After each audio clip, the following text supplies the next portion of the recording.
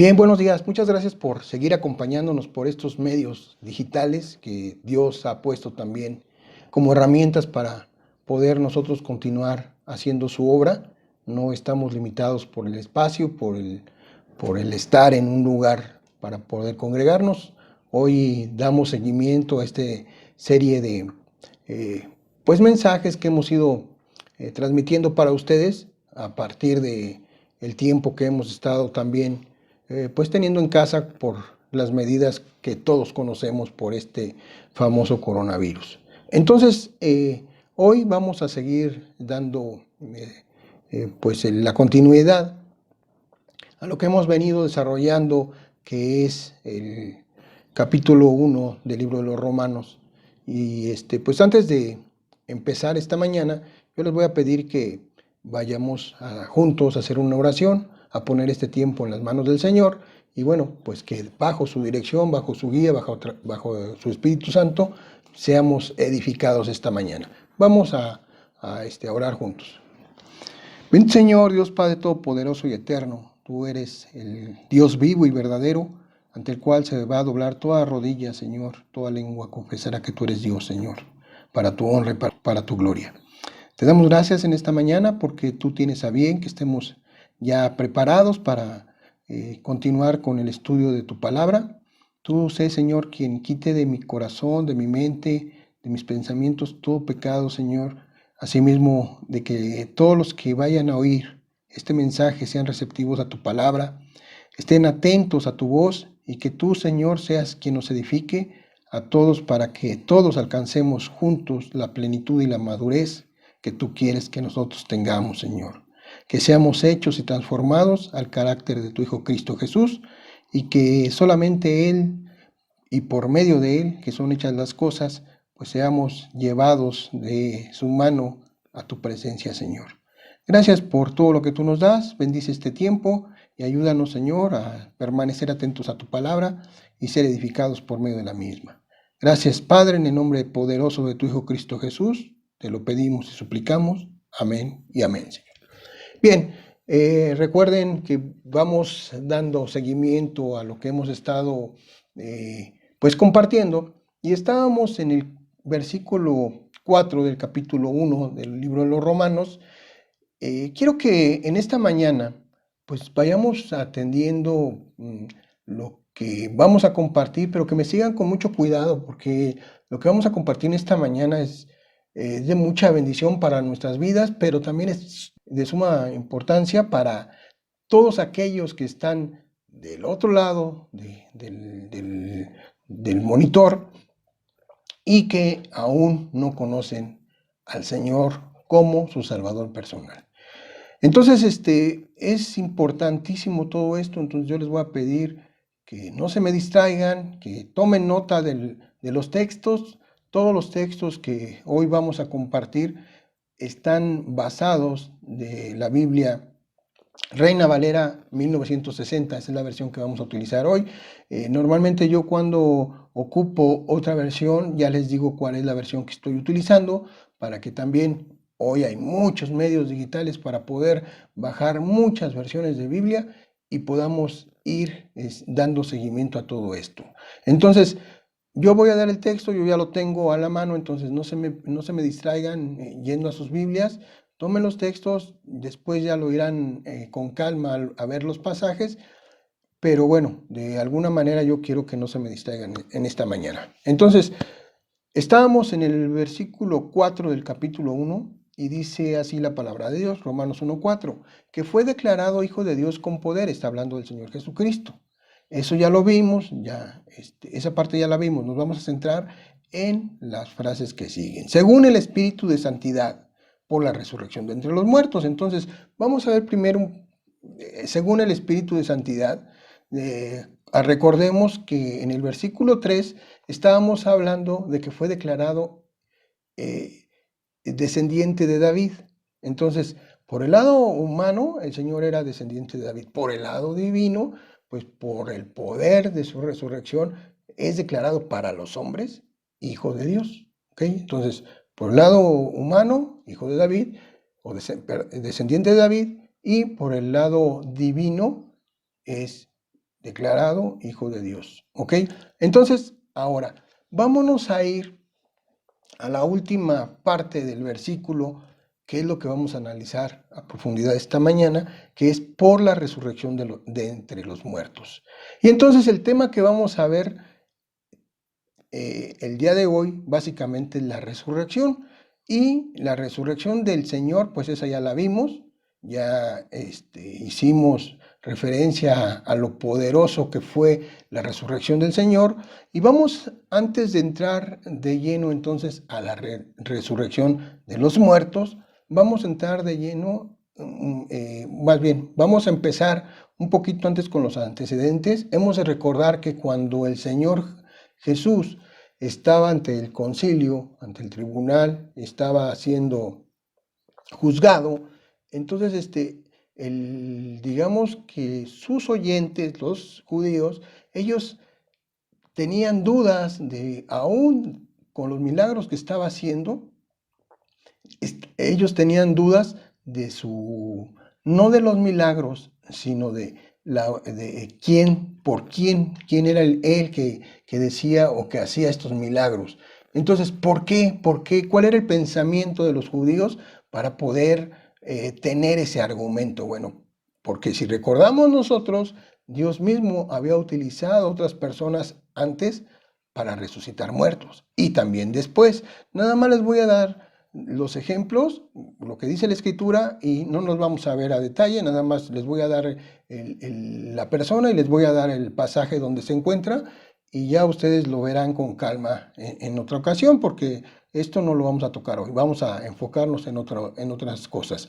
Entonces, las personas por medio de las cuales Dios dio vida a otras, están dos profetas, que es Elías, que cuando resucita al hijo de la viuda de Sarepta de Sidón, en primer Libro de Reyes, capítulo 17. Luego el profeta Eliseo al hijo de una mujer sunamita, de Sunem, en el segundo de Reyes, capítulo 4. Y luego, después de la resurrección del Señor, utiliza a Dios también a dos de los apóstoles. Primero al apóstol Pedro, cuando resucita a una muchacha llamada Tabita o Dorcas, y eso lo encontramos en Hechos 9. Y luego al apóstol Pablo, a un joven llamado Eutico, en Hechos 20. Entonces, Dios resucitó por medio de ellos a otras personas, pero entonces nosotros la garantía que tenemos es que como el Señor Jesucristo resucita por sí mismo, está dando y demostrando el poder de Dios en él. ¿Por qué? Porque Él es Dios. Entonces, ninguno de estas personas vemos que haya puesto su vida y la haya vuelto a tomar. Solamente el Señor Jesucristo. El Señor Jesucristo. Entonces, de acuerdo a esto, todos los beneficios que nosotros podemos llegar a tener son basados en la resurrección de nuestro Señor Jesucristo. ¿Cuáles son esos beneficios? Bueno, primeramente que Él no miente. ¿Por qué? Porque Él dijo categóricamente que iba a resucitar y lo cumplió. Entonces también tenemos un abogado, tenemos un sumo sacerdote y tenemos una cabeza de la iglesia, porque Él resucitó de los muertos. Nuestro Salvador entonces está vivo y el testimonio de nosotros que damos acerca de Él, o más bien el testimonio que nosotros damos acerca de Él, es verdadero. Ninguna otras personas que den a conocer un testimonio que no esté basado en la resurrección de Cristo Jesús, lo hacen uno. Lo que hace poderosamente el Evangelio es que el Señor Jesucristo resucitó de entre los muertos. Y entonces vamos ahí a tres puntos importantes que son los que quiero basar esta enseñanza del día de hoy, y están puestos en quiénes, cómo y cuándo. Esas serían las preguntas que veremos el día de hoy acerca de la resurrección de los muertos. ¿Quiénes resucitarán? ¿Cómo y cuándo resucitarán? Y entonces el primer punto es, ¿quiénes resucitarán? Esa es nuestra primera pregunta y eso es lo que vamos a ir respondiendo esta mañana. ¿Quiénes resucitarán? Todos los seres humanos. Ahora, ¿por qué vamos a partir del hecho de que todos los seres humanos vamos a resucitar? Vámonos despacio. Por eso les decía que quiero que me pongan mucha atención porque esto es de trascendencias eternas. Entonces, ¿cuál es el pensamiento de algunos de los hombres el día de hoy? Bueno, pues unos piensan que llegando a la muerte física se acabó todo, lo que se hizo en esta vida, para bien o para mal, se queda en la tumba y hasta ahí. No hay ninguna consecuencia de la conducta que se haya llevado. Entonces muchos dicen, bueno, pues vamos a vivir la vida porque es corta y pues ya después no va a haber nada. Y ese es el pensamiento. Algunos otros piensan y dicen, bueno, pues nosotros vivimos, morimos y después reencarnaremos y tendremos otras mejores vidas. Y ese pensamiento está basado en el hecho de que cada vez que muere una persona va reencarnando y va siendo mejor. Obviamente, dadas las condiciones que se tienen, es evidente que eso pues, no es posible. ¿Por qué? El mundo cada vez está peor. No hay ninguna mejoría. Entonces, ese argumento pues está desechado. Bien, ahora, por muchos pensamientos que se tengan diferentes, no vamos a ver todos, hay un mundo de diferencias, ¿no? No los vamos a ver, más bien vamos a concentrarnos en lo que dice Dios. El ser humano puede tener el pensamiento que él quiera. Sin embargo, lo que realmente es de valía es lo que Dios establece y eso es lo que vamos a ver hoy. Entonces dice la palabra de Dios en Hebreos 9:27, y de la manera que está establecido para los hombres que mueran una sola vez y después de esto el juicio. Entonces, no hay reencarnación, no hay nada más, muere el hombre y después el juicio. Ahora bien, Hechos 24:15 nos dice, teniendo esperanza en Dios, la cual ellos también abrigan, de que ha de haber resurrección de los muertos, así de justos como de injustos. Entonces, los justos, es decir, los que somos declarados justos por la justicia de Dios, entonces somos declarados justos y los injustos, bueno, son los que viven apartados de Dios. Ahora, si los justos y los injustos resucitarán, entonces la pregunta que surge es la siguiente. ¿Cuál es la diferencia de la resurrección? Dice, unos van a resucitar y otros también. ¿Cuál será la diferencia? La respuesta es contundente y es clara. Es el destino eterno. Esa es la parte que vamos a ir viendo y analizando. Entonces, Dios nos dice en su palabra que para Él existen dos tipos de personas. Los hijos del diablo. ¿Quiénes son los hijos del diablo? Porque aunque tradicionalmente se nos enseña que todos somos hijos de Dios, tenemos que ir a preguntarle a Dios si eso que nos enseñan mucha gente o la religión tradicional es cierto o saber exactamente qué es lo que Él nos dice. Y entonces la respuesta la tenemos por el Señor Jesucristo mismo en Juan 8:44 y dice la palabra de Dios, vosotros sois de vuestro padre el diablo. Entonces no todos somos hijos de Dios, porque hay unos hijos de Dios y hay otros hijos del diablo. Y los deseos de vuestro padre queréis hacer. Él ha sido homicida desde el principio y no ha permanecido en la verdad, porque no hay verdad en él. Cuando habla mentira, de suyo habla, porque es mentiroso y padre de mentira. Entonces, no es ninguna sorpresa que cuando vemos quiénes son los que no heredarán el reino de Dios, habla de los mentirosos. ¿Por qué? Porque los mentirosos pertenecen al diablo. No hay verdad en ellos. Dice el Señor Jesucristo que Él, el Señor Jesucristo, es la verdad. Es el camino, la verdad y la vida, y nadie ve al Padre sino por el Señor Jesucristo. Ahora, si bien aunque los seres humanos no sean o no seamos todos hijos de Dios, aún no siendo hijos de Dios, reciben beneficios de Dios.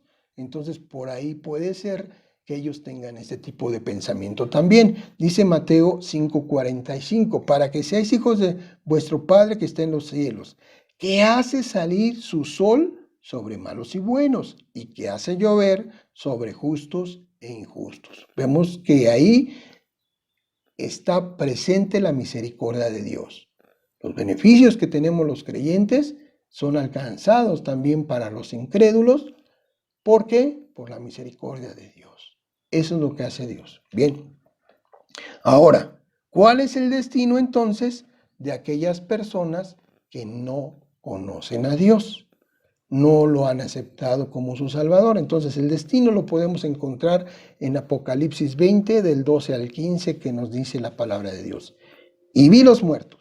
Vamos a ir primero leyendo el pasaje completo y después lo vamos a ir desmenuzando. Entonces dice, y vi los muertos, grandes y pequeños, de pie ante Dios, y los libros fueron abiertos, y otro libro fue abierto, el cual es el libro de la vida. Y fueron juzgados los muertos por las cosas que estaban escritas en los libros, según sus obras. Y el mar entregó los muertos que había en él, y la muerte y el Hades entregaron los muertos que había en ellos, y fueron juzgados cada uno según sus obras. Y la muerte y el Hades fueron lanzados al lago de fuego. Esta es la muerte segunda. Y el que no se halló inscrito en el libro de la vida fue lanzado al lago de fuego. Vámonos despacio. ¿A quién está juzgando Dios? Está juzgando a los muertos. ¿Ok? Porque se ve a los muertos grandes y pequeños, entonces está juzgando a los muertos. ¿Cuál es el requisito para llegar a este juicio? Pues que estén muertos. ¿Ok? ¿Por qué? ¿Por qué vemos aquí esta parte de que estén muertos? Porque mucha gente dice, tal persona es muy mala, es así, es asesino, es tranza, es desalmado, no tiene ninguna misericordia, etc. Y así se la pasa toda la vida. Y entonces dicen, bueno, y entonces su castigo, ¿cuándo va a ser su castigo? Dios establece un día. Entonces, aunque a veces nosotros no vemos que hay un castigo en lo que es la parte de la vida, no por eso nunca le va a dar cuentas a Dios de su conducta. Y entonces va a haber un día que esa persona esté delante de Dios y tenga que dar cuenta. Entonces nosotros podemos confiar absolutamente que esa persona no va a quedar sin el castigo que le corresponde. Ahora, ¿sobre cuál base están llevado este juicio? Dice, sobre las obras que ellos hicieron. ¿Cuáles son las obras? Las obras que hicieron fueron obras muertas. ¿Por qué? Porque fueron obras que no tuvieron vida en Cristo Jesús. ¿Qué hicieron ellos en esas obras? Rechazar a Cristo. Esa fue la obra más grande que no llevaron a cabo. Aceptar a Cristo en su corazón. Ellos rechazaron constantemente la palabra de Dios, rechazaron el Evangelio y por tanto no estarán en la presencia de Dios. De alguna manera ellos están diciendo, pues yo voy a llegar a Dios por la forma en que yo creo que va a ser la correcta. Llámese religión, llámese estar siendo altruista, etcétera, pero no aceptando el sacrificio de Cristo en la cruz como suficiente pago para el perdón de sus pecados. Eso es lo que ellos están haciendo. Ahora, dice también nuestro pasaje que no estarán inscritos en el libro de la vida. Todo creyente es como si Dios llevara un registro de las personas que ya estamos o que vamos a estar en su presencia, que somos sellados por el Espíritu Santo, y entonces es como si estuvieran registrado, llevado a un registro en un libro. A eso se refiere con el libro de la vida. Todas aquellas personas que estamos escritas en ese libro somos las que vamos a estar en la presencia de Dios eternamente. Todas aquellas que no estarán en ese libro estarán separados en el castigo eterno por siempre. ¿Ok? Ahora, ¿qué va a pasar con ellos? Dice, serán lanzados al lago que arde con fuego y azufre. Y también nos dice, entonces, ese es el destino. El lago que arde con fuego y azufre. Entonces, todo lo que ellos van a vivir eternamente es una etapa de sufrimiento. Si algunos piensan que de alguna manera lo que han vivido en este mundo es doloroso, y aún así no han aceptado a Cristo Jesús como su Señor y Salvador, pues déjenme decirle que todo lo que va a venir para su vida eternamente será peor aún. Será un lugar de castigo, un lugar de tormento, en donde van a estar siendo atormentados vez tras vez por toda la eternidad. Y dice que será la muerte segunda. La muerte segunda, entonces, ¿cuál es la muerte primera? La muerte primera hace referencia a la separación del cuerpo. ¿Sí? El alma y el espíritu se separan del cuerpo, esa es la primera muerte, y después viene la muerte segunda, que es la muerte del alma. ¿Ok? Ya es desechada tu alma del no creyente por toda la eternidad. Y eso hace referencia a esta segunda muerte. Bien, ahora vamos a los hijos de Dios. Dice Juan 1:12, mas a todos los que le recibieron y a los que creen en su nombre, les dio potestad, entiéndase de derecho, de ser hechos hijos de Dios. ¿Vemos la diferencia? Por una parte se les llama hijos del diablo a algunas personas, por otra parte dice a los que lo recibieron y a los que creen en su nombre, les dio potestad o el derecho de ser hijos de Dios. Entonces, hay dos requisitos para ser hijos de Dios, recibirle y creerle.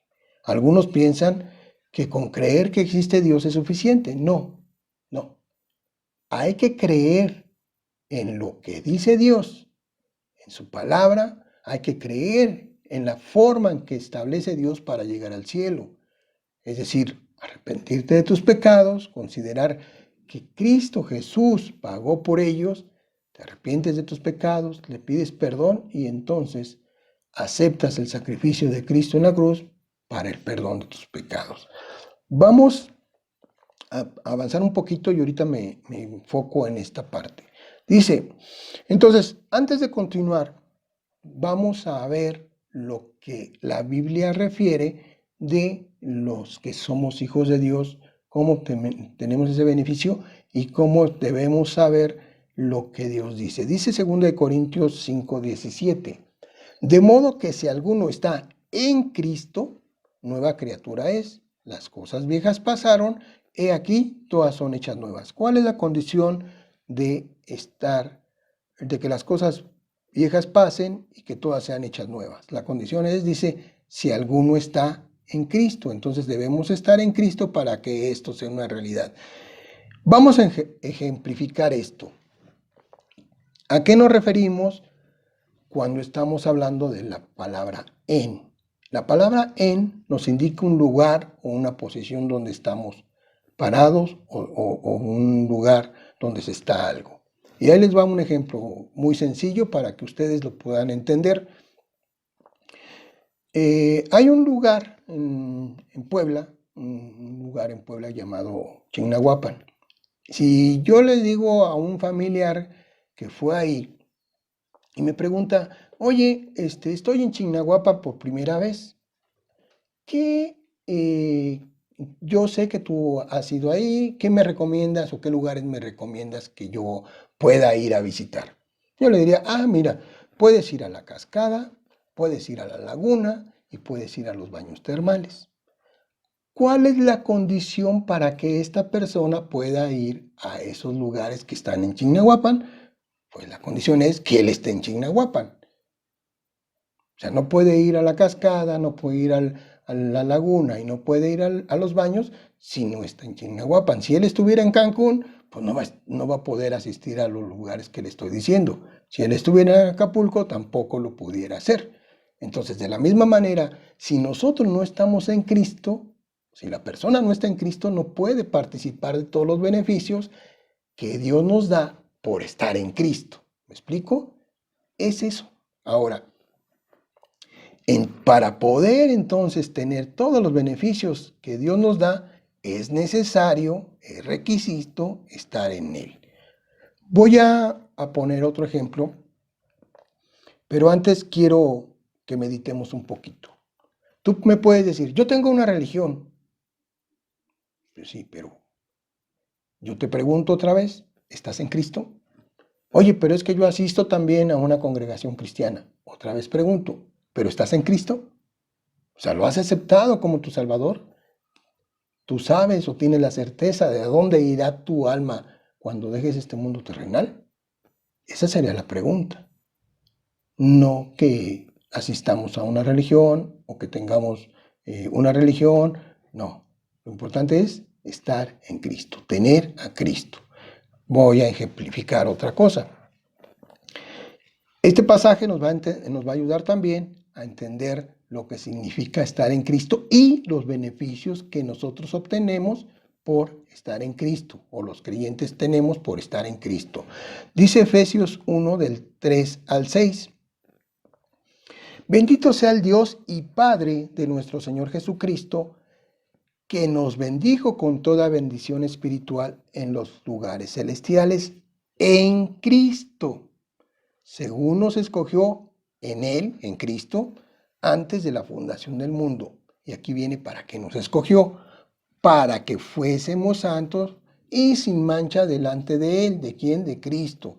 Por amor, habiéndonos predestinados para ser adoptados hijos suyos, del Padre, ¿por medio de quién? Por medio de Jesucristo, según el puro afecto de su voluntad, para alabanza de la gloria de su gracia, en la cual nos hizo aceptos en el amado. Entonces, para tener los beneficios de una elección, de una predestinación, tenemos que estar en Cristo. Si no estamos en Cristo, no podemos tener estos beneficios. Ahorita detallo. Efesios 1, del 11 al 12 nos dice, en Él, en Cristo, asimismo tuvimos herencia, habiendo sido predestinados conforme al propósito del que hace todas las cosas, según el designio de su voluntad, a fin de que seamos para alabanza de su gloria, nosotros los que primeramente esperamos en Cristo. ¿Cuál es la condición de esto? Estar en Cristo. Si no estamos en Cristo, no vamos a tener ninguno de estos beneficios. Una pregunta. ¿A quién se elige para una tarea importante? ¿A quién elegimos? Pues a lo mejor que se tiene, ¿no? Sería la respuesta. Entonces, ¿qué hace Dios? Ya estamos en Cristo y entonces dice, nos escoge para que fuéramos santos y sin mancha delante de Él. Otra pregunta. ¿Alguien que no es creyente, que no tiene en su vida a Cristo, puede andar de esta manera? La respuesta es no. Entonces, primero tenemos que estar en Él para hacer los propósitos que Él hace. ¿Qué entendemos con la parte de la predestinación? Dice que somos predestinados para ser adoptados hijos suyos. Entonces, nosotros, en el momento que una persona recibe a Cristo Jesús como su Señor y Salvador, en ese momento somos sellados por el Espíritu Santo. La predestinación la palabra se compone de dos cosas, antes y destino. Entonces es un destino trazado con anterioridad que va a llevarse a cabo en un futuro. Otro ejemplo de esto sería, bueno, continúo. Nosotros dice que somos predestinados para ser adoptados. Entonces, venimos a Cristo, tenemos la salvación de nuestra alma y en ese momento ya somos adoptados como hijos de Dios. Pero los beneficios que tenemos como hijos de Dios totales, aún no los podemos tener porque estamos todavía en este cuerpo. Muchos beneficios, vamos a estar en el reino, vamos a no sufrir, etcétera, etcétera, pero todavía no los tenemos. Es como la salvación. La salvación la tienes cuando ya aceptas a Cristo como tu Señor y Salvador. Desde ese momento tenemos la certeza de la vida eterna. ¿Cuándo la vamos a experimentar? Cuando entonces dejemos este cuerpo terrenal. No la podemos experimentar antes porque estamos físicamente vivos. Es lo mismo. No podemos tener todos los beneficios porque todavía estamos en este estuche llamado cuerpo. Bien. Ahora, dice la palabra de Dios, Juan 3:36. El que cree en el Hijo tiene vida eterna, pero el que rehúsa creer en el Hijo no verá la vida, sino que la ira de Dios está sobre de él. Y entonces, como hijos, tenemos vida eterna. Y la vida eterna es estar en la presencia de Dios, ¿cómo? Pues eternamente, ¿verdad? La misma palabra nos lo dice. No es algo temporal, no es algo que va a ser limitado, va a ser eterno. Y entonces, antes de continuar, yo te pregunto, ¿tú estás en Cristo? ¿Tú tienes la certeza de la vida eterna? ¿Por qué? Porque de esto que vamos a ver es vital para todos los seres humanos. Y entonces, la respuesta que tú das a esta pregunta, de esa respuesta depende tu permanencia con Dios por toda la eternidad. Voy antes de llegar al siguiente punto, voy a citar otro texto para que nos ayude a entender el contexto donde vamos a desarrollar nuestro siguiente punto y para hacer una invitación para venir a Cristo. Habiendo entendido lo que significa estar en Cristo, entraremos de lleno a la resurrección del creyente, y esto es lo que vamos a ver antes. Primera de Tesalonicenses 4:16 dice: porque el Señor mismo, con voz de mando, con voz de arcángel y con trompeta de Dios, descenderá del cielo, y los muertos en Cristo resucitarán primero. Entonces, por eso es importante que nosotros estemos en Cristo, que toda la gente esté en Cristo, porque si no estás en Cristo, aquí nos está estableciendo el hecho de que los muertos en Cristo, ahorita lo vamos a detallar, van a resucitar primero. Entonces, para poder resucitar y estar presentes delante de Dios por toda la eternidad y no resucitar para un castigo eterno, tenemos que estar en Cristo. Nuevamente pregunto, ¿tú estás en Cristo? Esa es la pregunta que yo hago esta mañana. Ahora bien, ¿qué tengo que hacer para estar en Cristo? Dios dice que todos hemos pecado. Hemos hablado en anterioridad de qué es pecado. Bueno, todos conocemos tradicionalmente los 10 mandamientos: no robarás, no matarás, honrarás a tu padre y madre, etc. Éxodo capítulo 20. También nos dice que son manifiestas o hechas vistas las obras de la carne, que son adulterio, fornicación, inmundicia, lascivia, idolatría, hechicerías, enemistades, pleitos, celos, iras, contiendas, envidias, herejías, etc. Todo eso nos separa de Dios. Y entonces, por lo que cometimos, merecemos un castigo. Y dice la palabra de Dios que todos hemos pecado, que no hay justo ni aun uno, no hay quien entienda, no hay quien busque a Dios. Absolutamente todos hemos pecado. Nos lo dice Romanos capítulo 3. Y también dice que hay una consecuencia. Romanos 6:23 dice: porque la paga del pecado es muerte. Otra vez, ya vimos que el ser humano sin Cristo va a estar separado. Y entonces dice que la paga del pecado es muerte, la paga del pecado es separación. Mas la dádiva o el regalo de Dios es vida eterna en Cristo Jesús, Señor nuestro. Y entonces, ¿qué tengo que hacer si yo entiendo que soy pecador y que ese pecado me lleva a la condenación eterna? Pues le tengo que pedir a Dios perdón por mis pecados. Yo le pido perdón a Dios, me arrepiento de mis pecados, y entonces dice Romanos 10, del 8 en adelante, bueno, 8:10 dice: más que dice, cerca de ti está la palabra, en tu boca y en tu corazón. Esta es la palabra de fe que predicamos, que si confesares con tu boca que Jesús es el Señor y creyeres en tu corazón que Dios lo levantó de los muertos, serás salvo. Porque con el corazón se cree para justicia, pero con la boca se confiesa para la salvación. Entonces yo pregunto, ¿quién pecó? Yo. ¿Quién le tiene que pedir perdón a Dios? Yo. Yo no le puedo decir a alguno de mis familiares que le pidan perdón a Dios por mí. Yo pequé, lo tengo que confesar con mi boca. ¿Lo creo en mi corazón? Sí. Bueno, entonces se lo tengo que decir con mi boca. ¿Cuándo? Pues cuando esté vivo. ¿Por qué? Cuando yo deje este mundo, otra vez volvemos a lo que ya vimos. Está establecido que el hombre muera una sola vez y después el juicio. Ya muerto ya no puedes hacer más nada por lo que tenías que decidir mientras estabas físicamente vivo. Y entonces tengo que decirle a Dios si le creo o no le creo. Y esa decisión es tuya. Esa decisión es personal. Es una decisión que solamente puede proceder de tu corazón, de tu voluntad. ¿Sí? Esa es la decisión que tú le darás a Dios. Y espero que sea esta mañana. Porque dice Dios que si oyeres hoy su voz, no endurezcáis tu corazón. Entonces, yo voy a hacer una oración antes de seguir con los puntos que nos faltan de tocar en esta mañana, como si yo estuviera aceptando a Cristo como mi Salvador personal. Si tú no lo has hecho, si tú no estás en Cristo, yo te invito que pueda ser una realidad para tu vida esto en esta mañana. Vamos a orar. Bendito Señor, Dios Todopoderoso. Esta mañana yo me confieso pecador ante ti.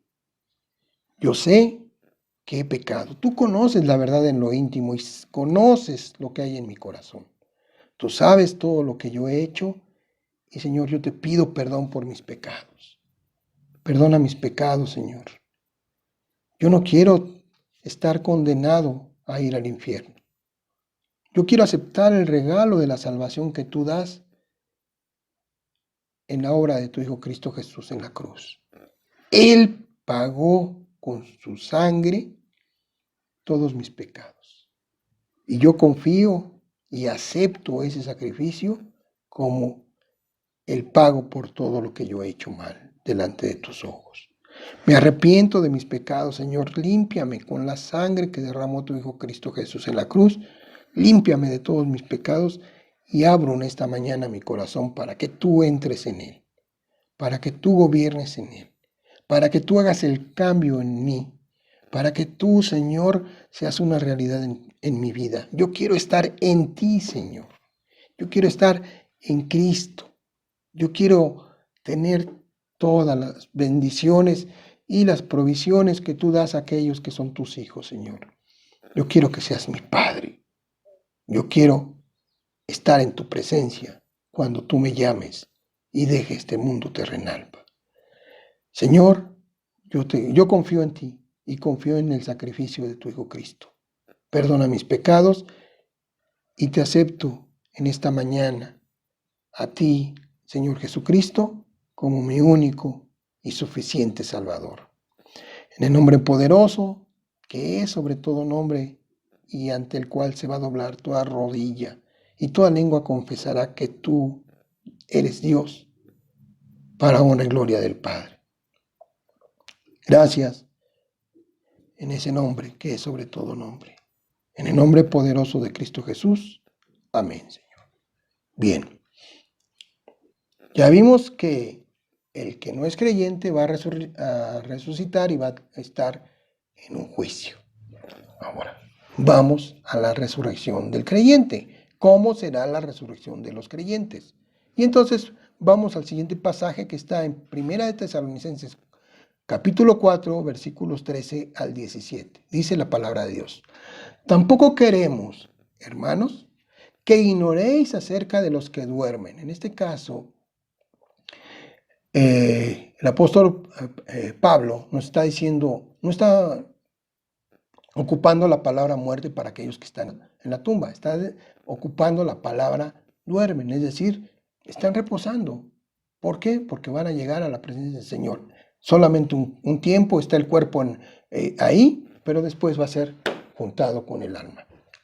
Para que no se entristezcáis como los otros que no tienen esperanza. Entonces otra vez vemos dos grupos. Unos que duermen porque tienen esperanza en la vida eterna y otros que ya están tristes porque no saben a dónde van a ir. Nosotros sí sabemos, ¿verdad? Si no confiaron en Cristo, estarán en ese juicio que conocemos como el del trono. Ahora, porque si creemos que Jesús murió y resucitó, otra vez, ¿quiénes? Los hermanos, los creyentes. Así también traerá a Dios con Jesús a los que durmieron en él. ¿En quién? En Jesús. Otra vez, ¿vemos eso? Durmieron en él. Por lo cual, os decimos esto en palabra del Señor, que nosotros que vivimos, que habremos quedado hasta la venida del Señor, no precederemos a los que durmieron. porque el Señor mismo, con voz de mando, con voz de arcángel y con trompeta de Dios, descenderá del cielo. Y los muertos en Cristo resucitarán primero. Luego nosotros, los que vivimos, los que hayamos quedado, seremos arrebatados juntamente con ellos en las nubes, para recibir al Señor en el aire, y así estaremos siempre con el Señor. Bien, vamos a analizar nuestro pasaje. ¿Está hablando a quiénes? A los creyentes, cuando habla de hermanos. Dice que habla de la resurrección. Habla con relación a los que duermen. Ya lo vimos, ¿verdad? ¿Tenemos una esperanza? Pues sí, que tenemos la certeza del futuro. Tenemos esa vida eterna que Dios ha establecido a los que, ¿quién? A los que creen que el Señor murió y resucitó. Y entonces, si lo creemos, esperamos los beneficios que todo eso conlleva. Dios traerá en la segunda venida de su Hijo a los que durmieron con Él. Otra vez, Dios va a traer en la segunda venida de su Hijo. ¿Segunda venida? Sí. ¿Por qué? Porque la primera ya anduvo en el planeta Tierra como el siervo obediente. La segunda venida ya va a ser como el juez. ¿Cómo quieres tú que el Señor te identifique? ¿Cómo lo quieres tú identificar? ¿Como siervo, como amado, como abogado o como juez? Dice,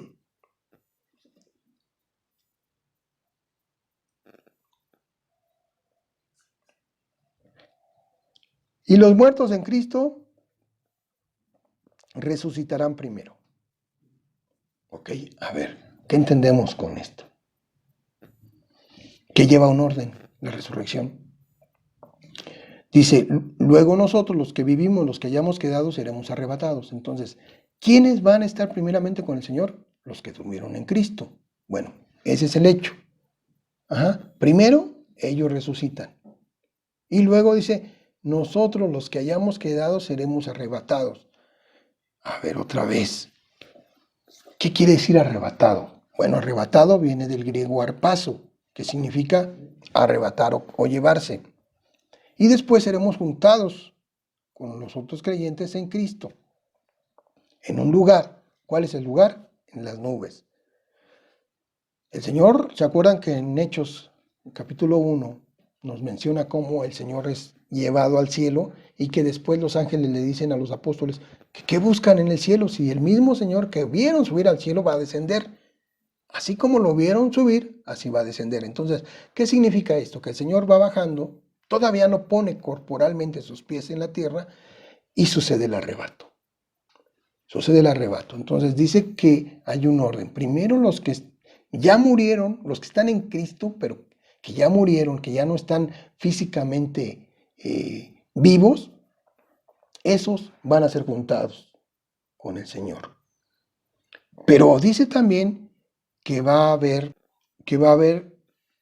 ese juntarse los que estemos vivos.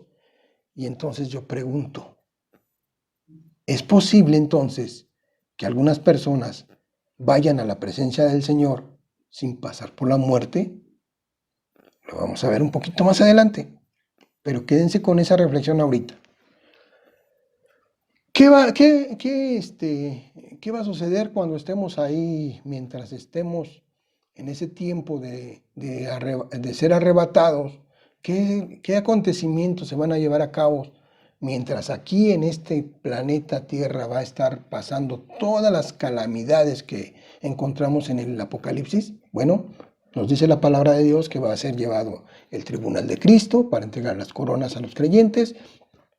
Y también nos dice que va a ser efectuada las bodas del Cordero, es decir, la boda del Señor Jesucristo con su iglesia. Ese serían los acontecimientos que estaremos presenciando mientras se está llevando a cabo la parte de la gran tribulación en la tierra. Ahora, hay dos preguntas. Dice 1 Corintios 15:35, pero dirá alguno, ¿cómo resucitarán los muertos? ¿Con qué cuerpo vendrán?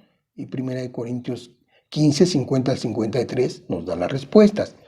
Pero esto digo, hermanos, que la carne y la sangre no pueden heredar el reino de Dios, ni la corrupción hereda la incorrupción. He aquí os digo un misterio.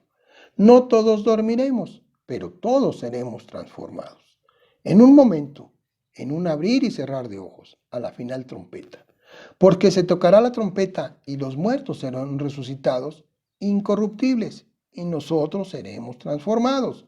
Porque es necesario que esto corruptible se vista de incorrupción y esto mortal se vista de inmortalidad. Híjole, bueno, vamos aquí analizando el pasaje. Nos dice el pasaje que la carne y la sangre no pueden heredar el reino de Dios, ni la corrupción hereda la incorrupción. Entonces, ¿qué nos está diciendo? Que este cuerpo que nosotros tenemos, aunque ya hayamos aceptado al Señor Jesucristo como nuestro Señor y Salvador, pues sigue siendo un cuerpo pecador. Este cuerpo, a causa del pecado, se va destruyendo físicamente, se va corrompiendo, se va enfermando. Y entonces está contaminado. Aunque tenemos al Señor, aunque ya lo hemos recibido, aunque somos sellados, aunque ya tenemos al Espíritu Santo, el cuerpo tiene pecado. Y entonces no podemos estar en la presencia de Dios con pecado. ¿Por qué? Porque el Señor es santo. Entonces necesariamente tenemos que ser transformados para poder llegar con un cuerpo que no tenga pecado delante de la presencia de Dios. Por eso dice que es necesario que este cuerpo sea transformado. Seremos transformados. Dice, es necesario, no dice que sea una opción, es necesario. Y dice que es en un momento, en un abrir y cerrar de ojos. ¿Así? Así. Así va a ser ese momento en el que vamos a estar en la presencia de Dios. Dice, puede ser que algunos creyentes en un lugar específico de la historia puedan llegar a la presencia de Dios sin pasar por la muerte. La respuesta es sí. Sí. Y eso nos lleva de la mano al tercer punto, que es en qué momento puede suceder esto. Y vamos a ver aquí muchas cosas importantes. Mateo 24, 4 al 7 nos dice, respondiendo Jesús les dijo, mirad que nadie os engañe, porque vendrán muchos en mi nombre diciendo, yo soy el Cristo, y a muchos engañarán, y oréis de guerras y rumores de guerras. Mirad que no os turbéis, porque es necesario que todo esto acontezca. Pero aún no es el fin, porque se levantará nación contra nación y reino contra reino, y habrá pestes y hambres y terremotos en diferentes lugares. Vámonos despacio. ¿Qué dice el Señor que va a suceder antes de que Él vuelva a regresar? Dice, vendrán muchos diciendo que Él es el Cristo, muchos que son o que actúan de una forma de decir, no, pues yo soy el Mesías, yo soy el Cristo, a mí síganme, y van a engañar a muchos. Esto se ha cumplido. Si recuerda la iglesia local a la cual pertenecemos, ya hemos hablado de todo lo que fue la escatología, o todo lo que es la escatología, ya vimos a detalle este tipo de cosas, pero del otro lado de la pantalla hay gente que nos está viendo tal vez por primera vez. Entonces, quiero que pues veamos un poco acerca de ello, aunque ya hemos visto a detalle todo esto. Quiero que veamos un poco acerca de esto y reflexionemos. Entonces, ¿han venido muchos? Sí, a través de la historia encontramos muchos personajes que han llevado tras sí a mucha gente y han engañado. Y hay muchos grupos actualmente que siguen engañando gente, que siguen llevando a gente tras sí, pero que no les están compartiendo cómo poder llegar a la presencia de Dios. Entonces, el objetivo que nosotros tenemos al estar hoy delante de ustedes es que ustedes, los que no conocen a Dios, sepan la forma en que pueden estar en su presencia. Ese es el objetivo, porque dice la palabra de Dios que este evangelio, el evangelio de Cristo, se va a proclamar hasta lo último de la tierra. ¿Lo estamos viendo cumplido en estas fechas? Sí, sí. Entonces, ¿hemos visto que hay gente que engaña? Sí. ¿Hemos visto a través de la historia que hay guerras y rumores de guerras? Sí. Mirad que no os turbéis, dice, porque es necesario que todo esto acontezca. Pero aún no es el fin. Dice, porque se levantará nación contra nación y reino contra reino. Es decir, pleitos, guerras, pues sí, son a veces situaciones que se dan en un país contra otro, pero guerras a nivel mundial ya hemos visto también. ¿Sí? Habrá pestes y hambres. Eso es lo que estamos viviendo el día de hoy. Terremotos en diferentes lugares. También hemos visto que terremotos ha habido toda la historia de la humanidad. Ahora, dice en diferentes lugares. Lo que nos llama la atención es que ha habido terremotos o temblores en lugares que ni se imaginaba uno que pudiera temblar. A lo largo de la historia otra vez vemos que hay terremotos o temblores. México no es un país exento de ello, pero aún con todo que nuestro país es un país donde tiembla constantemente, si había lugares o que no había temblado pues nunca en la historia. A través de estos últimos tiempos hemos visto y constatado que en esos lugares también se está, o más bien que hay lugares que hoy en día se presentan temblores y no había registro anterior de eso. ¿Habrá pestes y hambre? Sí. Ahora, ¿qué pasa entonces? Porque también nos dice la Escritura, por tanto, cuando veáis en el lugar santo la abominación desoladora de la que habló el profeta Daniel, el que lea lo entienda.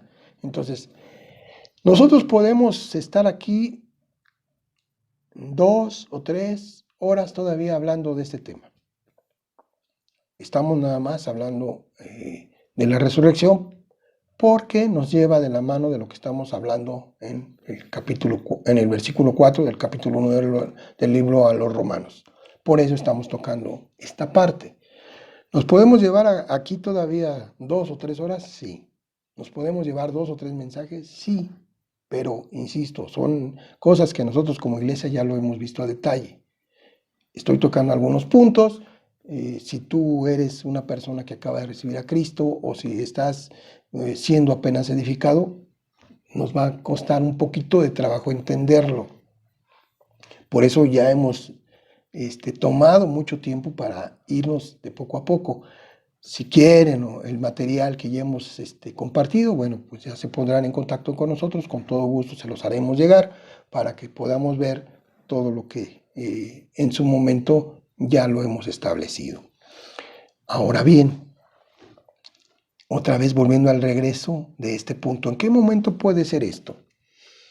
Fíjense que es bien importante que nosotros, todos los que estamos de este lado del video y del otro lado, empecemos a ver cosas y entender otras. Dice que una persona va a aparecer, en el libro de Daniel nos aclaran muchas cosas, en el libro de Apocalipsis también, que va a haber una persona que va a estar en el lugar de Cristo y en contra de Cristo al mismo tiempo, y esa persona es el anticristo, y eso significa anti, en y en contra. Entonces, al mismo tiempo va a estar en contra de Cristo, pero al mismo tiempo también va a estar en el lugar de Cristo, haciéndose pasar como Cristo. ¿Y van a engañar a muchas personas? Sí. Ahora, ¿cuándo va a ser eso? ¿En qué momento? La Biblia no nos dice como tal cuándo va a ser la fecha, cuándo va a ser ese evento. Lo que sí nos dice es lo que acabamos de ver, qué sucesos van a estar ocurriendo alrededor de eso, de ese acontecimiento. Nos habla de que va a haber esa persona, se va a presentar delante del templo, va a estar sentado en el templo de Dios, haciéndose pasar como Dios. Para que exista este acontecimiento, para que se lleve a cabo, ¿qué tiene que haber? Pues un templo. A la fecha de hoy no lo hay, pero no significa que no lo puedan llevar a cabo en un tiempo relativamente corto. Otra vez, volviendo al material que se tiene, podemos ir al internet y vemos ahí que el templo lo pueden construir los judíos en un tiempo sumamente corto. Eso también lo pueden llevar a cabo en estas fechas. Si nosotros habláramos de la resurrección del creyente en otro tipo, estos mismos pasajes, en otro tipo de la historia, no sé, 1700, 1800, al principio del 1900, etcétera, mucho de lo que estamos viendo ahorita, o muchos de los que estuviéramos oyendo este mensaje en ese tiempo, diríamos, no, pues imagínense, ¿quién puede estar vivo para esas fechas? ¿Qué es lo que se va a dar para esas fechas? Para que pueda ser que una persona que no esté, más bien que esté físicamente viva, no pueda pasar por la muerte para llegar a la presencia de Dios. Esas condiciones no estaban dadas en un tiempo anterior. Pero hoy día esas condiciones están dadas para que se lleve a cabo. Independientemente que nos podamos meter también al tiempo de la restauración de la nación de Israel, de saber que ellos fueron otra vez a su tierra, o regresaron a su tierra en 1948, etcétera, etcétera. Todo eso nos lo declara también la palabra de Dios. Todos esos argumentos que van haciendo un todo nos indican que el tiempo de la venida del Señor está cerca. ¿Cuándo? No lo sé, no lo sé. El tiempo no lo sabemos, nadie lo puede saber. Pero sí podemos estar atentos a lo que dice la palabra de Dios de lo que van a ser los acontecimientos. ¿Cuál es mi postura personal? Mi postura personal es que ese tiempo, de que cronológicamente en el orden establecido por Dios es el suceso siguiente en los planes de Dios, es decir, en el arrebato de la iglesia, sea en un tiempo corto. ¿Cuándo? Tiene que ser, fíjense lo que les estoy diciendo, tiene que ser basados a todo lo que Dios ha hecho a través de las fiestas que Él da a su pueblo Israel, a su pueblo judío. En el capítulo 23 del libro de Levítico, tiene que ser en una de esas fiestas. ¿Por qué? Porque en la Pascua fue la muerte de nuestro Señor Jesucristo. Porque la fiesta de los panes sin levadura fue la sepultura de nuestro Señor Jesucristo. Porque las primicias también se cumplió proféticamente lo que el Señor hizo, es decir, resucitar de entre los muertos. En Pentecostés viene la manifestación del Espíritu Santo y el inicio de la iglesia. Todo eso ya lo cumplió. Todo eso ya es un hecho histórico. Ya está cumplido y entonces las fiestas que están por venir son las que nosotros debemos de estar atentos. ¿Cuál es la siguiente fiesta que está por venir? Para ellos, el Rosh Hashanah o el Año Nuevo Judío. Para nosotros los creyentes, la resurrección de los muertos o el rapto de los creyentes. Es esa fiesta la que estamos esperando. Después vendrán las otras dos, que es la del día de la expiación y la segunda venida del Señor, ya físicamente a este planeta Tierra, y el tabernáculo, que es el principio de lo que nosotros conocemos como el milenio, que también ya lo hemos visto.